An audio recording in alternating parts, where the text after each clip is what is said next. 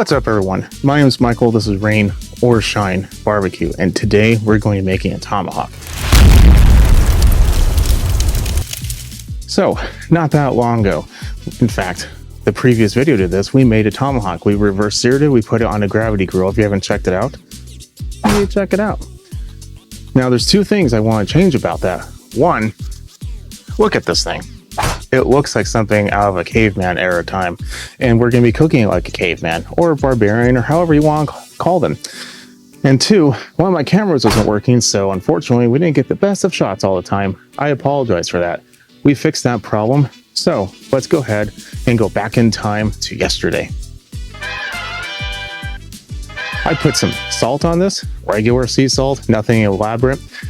Put it in the refrigerator for about an hour, took it back out, put the same amount back on there, put it back into the refrigerator, and then it sat there for about 18 hours. Now we're back today. So it's been sitting there. I have it wrapped up as well. I like doing that just because part of it kind of likes to move away when you're cooking it. More likely than not, this may burn off anyway, but it should be fine. It's not going to be embedded in the meat. At least it never has before. This might be the day, of course, but moving on. We need a couple simple ingredients here. You can tell it's absorbed the salt, everything. I mean, it looks like I didn't even do anything to it, so that's a good sign. We have some avocado oil here. It's just in a spray. It says the ingredients are just avocado oil, alcohol, and lectins to prevent sticking. I don't know. So pretty decent oil.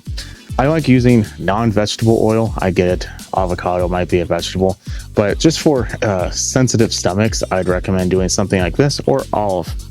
You can even just get normal oil and just rub it on there. But today, just to make it easier, I'm going to do this.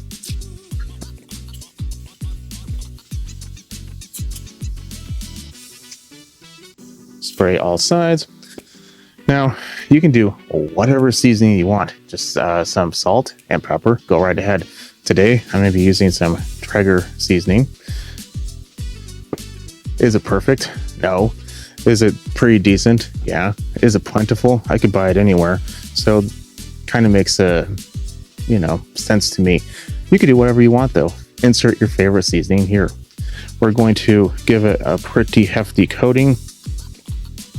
We don't really need to do the bone because we're not eating the bone. I guess if your dog is going to be eating it, even then, I am pretty sure salt is not necessarily the best thing to give to your dog. Here we have pepper grinder. I have it set to very coarse. I don't know how many clicks that is, 20, 30, something like that. I did majority of the grinding a couple moments ago, so this is literally like moments ago. We're going to put that on there. We're going to tip it over. And let's pat it on there a little bit more. I want to keep a lot more of that on.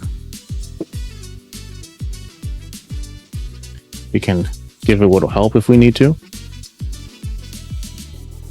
Hence the reason why I like the spray. See, a lot more of it stayed on there. Is it the padding? Is it the oil? Probably the padding, but I'm going to say, because it makes me feel better, it was the oil. Now, since we already have a decent amount on the table, we're just going to roll it on there.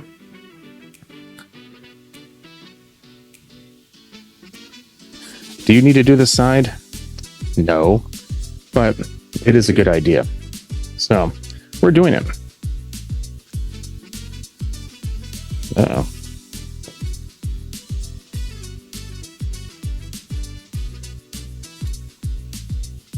There we go. That's all good to go. Now we do the exact same thing to the other side. Revolutionary, I know.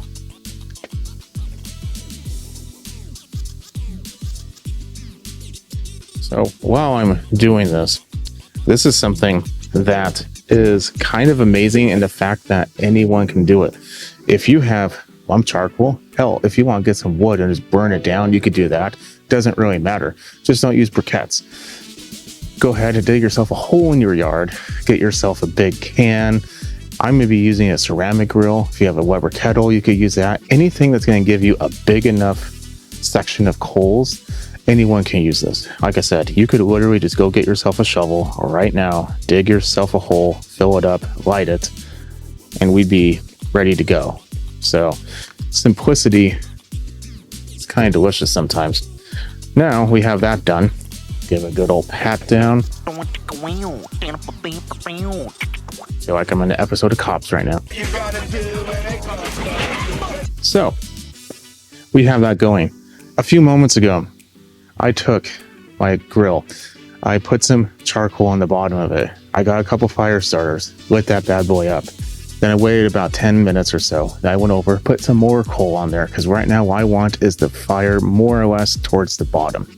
And then I want the heat to kind of move up. That's going to give us a pretty good surface for the top, and it's going to kind of lessen the amount of ash we're going to be consuming. Not horrible, but it's going to be a good idea. What we're going to be doing is we're going to let this sit for another couple minutes. We're going to put it back in the refrigerator. You don't have to, but we need to go ahead and figure out what we're going to want to cook it to. Rare, probably not the best of ideas on this. I'm going to do a little bit more of a rare medium-ish. I'm going to look for 130, 135. If you want well done, then just stop watching right now. You need to reevaluate your life. So I'm going to wait for that coal to get nice and hot. And then once it's hot, I'll bring it back and we'll start cooking. Welcome to this ceramic grill. I call her Bessie. Just joking. But that wouldn't be a bad name, right? Ooh, very hot. Yes. Glove. Whatever you do not want to use black nitrate glove. Get yourself a glove that can stand the heat. The heat's very concentrated right here. That's where I lit it. That's where we're going to be putting it. Easy, right? Yep, see that little band kind of already fell off, so we're going to take it off. I figured that was going to happen, but I was hoping it wouldn't.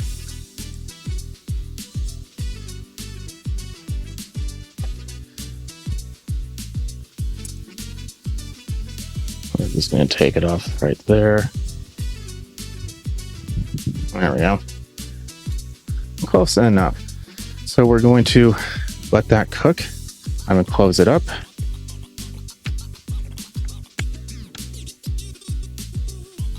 And if you're doing this in your yard, obviously you wouldn't close it. You'll just keep an eye on it, but we're going to keep an eye on it a little bit more. And in another couple minutes, we're going to flip it. And while it's cooking, I just want to go over our next step. I'm going to let it sit there for about a minute or two, like I said, but I'm not going to flip it immediately. Oh, look at that smoke starting to billow out. That's from the grease and the juices coming from the steak.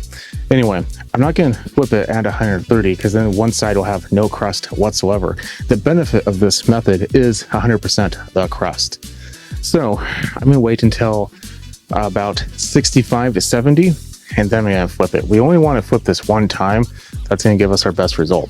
So right now the temperature is reading about 500 degrees, and that's pretty hot, FYI. So you're going to want to be careful. Yet again, these gloves have a very high reach on your arm.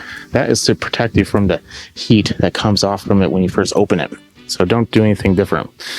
And if you do, just prepare yourself for an emergency room visit. It was hovering around 60 degrees. Should be pretty close now. I'm going to take my glove, toss it like so.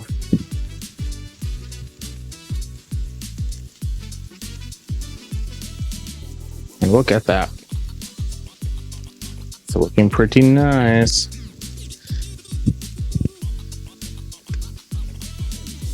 And close it. And next time we open it up, or next time I take it off, or next time you see it, whichever one comes first, it should be done.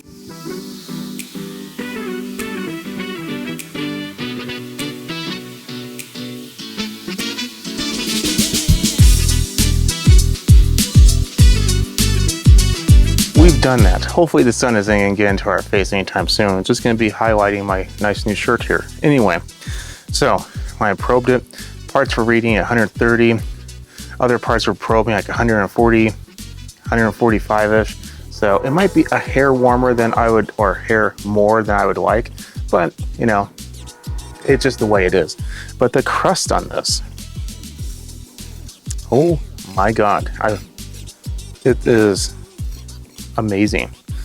I let it sit for a couple moments, about like 5 minutes, almost probably 8 now. So we're gonna chill for a moment. Okay, let's go ahead and cut into it, shall we? So what you can do if you want, you can just remove the bone. I'll probably do that later when I actually sit down to eat it, but at least for this, let's go ahead and get into it, shall we?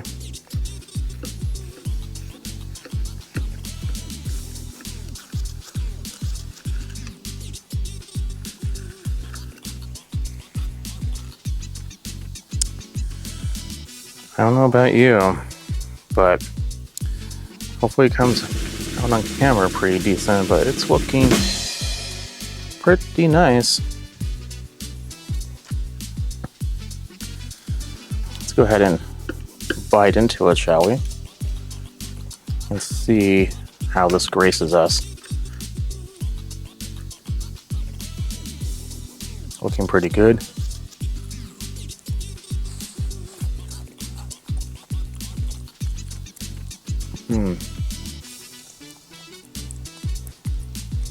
Wow, Caveman had it right. They were eating better than all of us for a long time. The crunch on this is spectacular. And the bees want it too. So,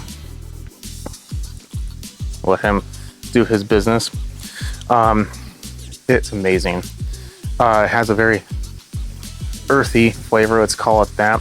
Definitely raw flavor, not raw, but cooked over fire, cooked on fire flavor, if that makes any sense. And like I said, the crust is 100% the reason why you would do this.